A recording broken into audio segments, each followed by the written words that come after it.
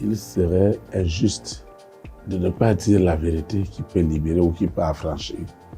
Cette question ressemble étrangement à quelqu'un qui vous dira est-ce que si votre véhicule ou votre moto est en panne, est-ce que vous devez recourir au concessionnaire ou au mécanicien?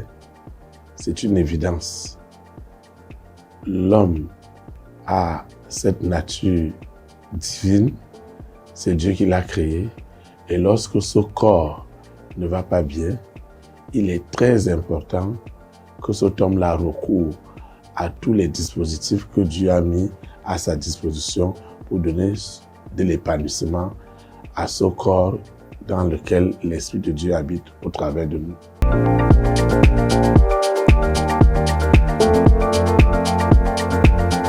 Il est nécessaire et même réel que ce soit moderne, que ce soit ce qu'on appelle traditionnel. En vérité, c'est du traditionnel qu'on a amené à la modernisation. Maintenant, nous savons que l'homme a un caractère bio. Et ce caractère bio voudrait qu'il y a la nature, il y a les plantes, il y a tout ce que Dieu a créé. Maintenant, tout cela a besoin d'avoir des proportions, qui est des études bien approfondies pour savoir le bien fondé. Mais généralement, je conseille à ceux-là qui développent des maladies ou des pathologies de se rapprocher toujours des spécialistes et être sûr que si sur le plan moderne que vous voulez suivre des soins, que vous soyez rassuré que vous avez les soins les plus indiqués et les meilleurs. Si ce sont les soins traditionnels, que vous soyez rassuré que ce naturopathe a de l'expertise qui puisse donner des résultats.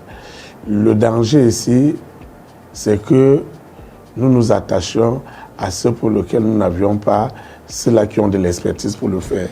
Et quand nous rencontrons des gens qui n'ont pas d'expertise, il est sûr qu'il y aura des déviances, il y aura des conséquences qui peuvent, au lieu d'apporter des solutions que nous désirons, mais au contraire, les solutions peuvent s'empirer et parfois le plus grave arrive, qui est le décès de la personne qu'on aurait dû sauver.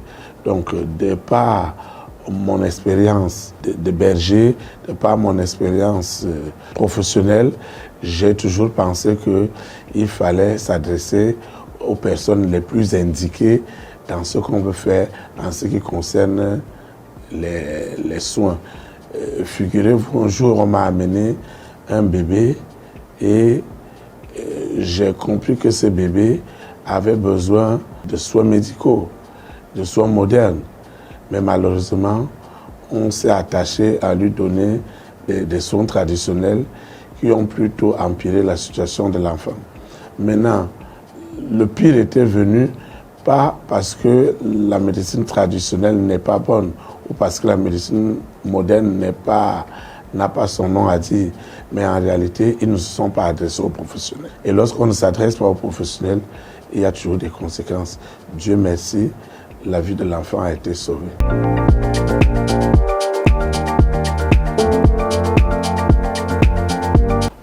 Je crois qu'aujourd'hui, chaque être humain, face à tout ce qui peut se développer comme pathologie, comme maladie dans son organisme, le caractère spirituel est indéniable. C'est-à-dire qu'on ne peut pas faire sans cela. Alors, je vous dirais clairement qu'il y a des maladies qui sont 100% spirituelles et qui ont besoin d'un accompagnement, d'un coaching spirituel pour que le patient retrouve sa guérison. Il y a des maladies qui sont essentiellement cliniques, où la personne a besoin de prendre des soins. Alors, si une maladie est à 100% spirituelle et qu'on passe le temps à faire du clinique, je crois qu'on va entraîner ce patient jusqu'à la mort. De la même manière, si ce patient a une maladie qui est 100% traditionnelle, alors qu'on va l'amener dans le moderne, on est sûr que ça ne donnera rien. Et il y a aussi des maladies qui sont 50% spirituelles et 50% cliniques.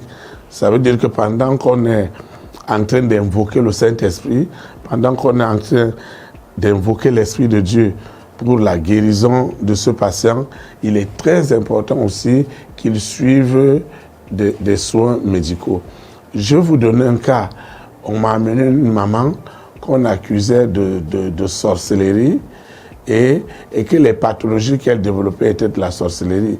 Mais très vite, j'ai eu le discernement de comprendre que le problème n'avait absolument rien à voir avec le spirituel, mais c'était un problème clinique. La dame était anémiée et elle convulsait par rapport à son anémie. Donc très vite, j'ai donné une orientation clinique et plus tard, on a eu d'excellents résultats. Donc il est toujours très important pour nous d'avoir ce discernement.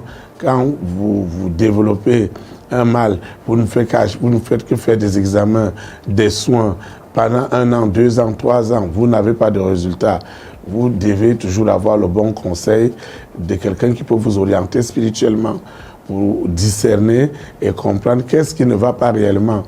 Est-ce la maladie en caractère spirituel? Est-ce la maladie en caractère clinique? Et aujourd'hui, je rends de multiplication de grâce à Dieu parce que de part et d'autre, les différents acteurs qui sont appelés à donner des soins aux personnes le comprennent plus. J'ai vu des médecins qui m'ont envoyé des patients parce qu'ils pensaient qu'après tout ce qu'ils avaient fait, qu'en réalité le patient avait besoin d'un accompagnement spirituel digne de ce nom. Et moi aussi, dans certains cas, j'estimais qu'il était très important que pendant que j'invoquais le nom de l'Éternel, pendant que j'invoquais Jésus-Christ de Nazareth, que ce temps puisse suivre des soins cliniques. Et on a eu des résultats pas possibles qui ont été en vérité des grands témoignages qui ont glorifié le nom de l'Éternel.